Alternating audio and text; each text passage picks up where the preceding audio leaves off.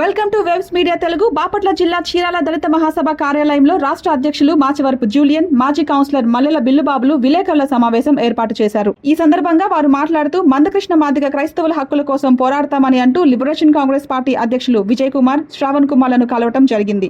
ఆయన బీజేపీ నుండి కబంధ హస్తాల నుండి బయటకు వచ్చి దళిత క్రైస్తవుల రక్షణకు కట్టుబడి ఉంటారని ప్రకటించాలని డిమాండ్ చేస్తున్నామన్నారు.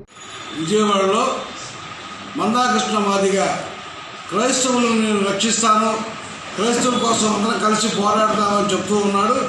ఆ రౌండ్ టేబుల్కి మరి మిత్రులు విజయ్ కుమార్ గారు, మరి శ్రావణ్ కుమార్ గారు వీళ్ళందరినీ కూడా పిలవడం జరిగింది.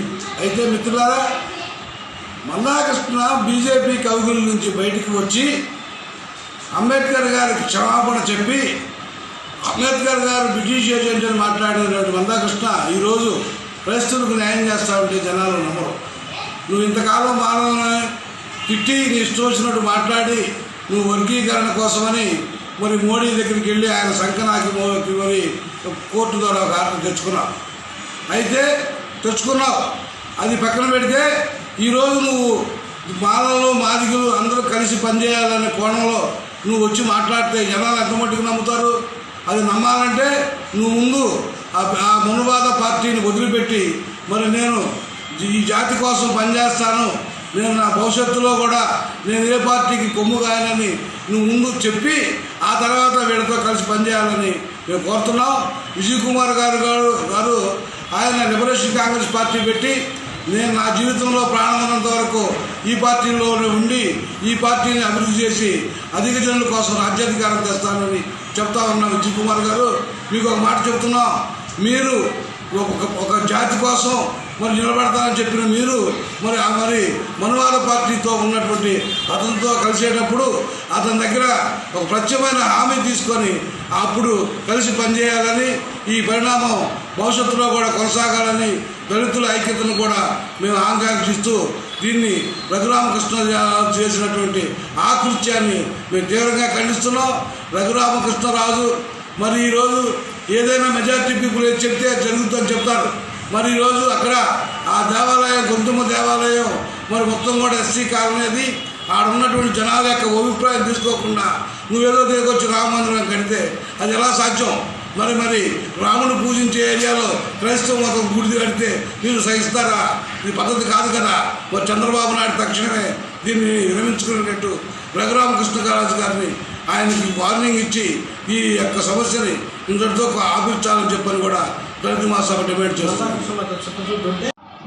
మరి అలాగే మీరు అసెంబ్లీ స్పీకర్, మరి పెద్దల సభలో ఒక స్పీకర్ ఉంటారు. మీరు స్పీకర్గా మీరు చేయవలసిన విధానం మరి మెజారిటీ పీపుల్ ఏది కోరుకుంటే అది చేయాలి కదా. మరి మీరు అధికార పార్టీ అయినా మరి మండల సభలో ఎమ్మెల్సీలు రాజీనామా చేస్తే రాజీనామా చేసి మాది ఆమోదించండి అంటే ఎందుకు ఆమోదించట్లేదయ్యా?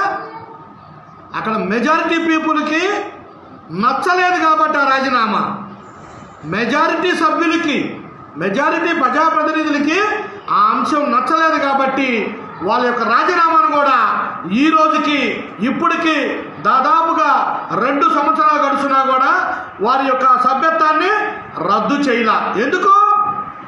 అక్కడ మెజారిటీ లేదు కాబట్టి. మీరు అధికార పార్టీయే కానీ మెజారిటీ లేదు. అయితే ఇలాంటి విధానంలో అక్కడ ఎంతమంది అడ్డు వద్దని ఆకువీళ్ళలో కోరుకుంటున్నారు?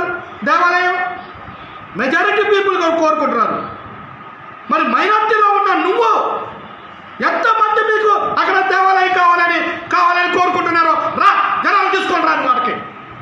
నీ 10 మంది 20 మంది నువ్వు 1000 మంది పోలీసులతో వస్తున్నావు. రఘురామకృష్ణరాజు గారు, అయ్యా నారా చంద్రబాబు నాయుడు గారు, ఇది గమనించండి.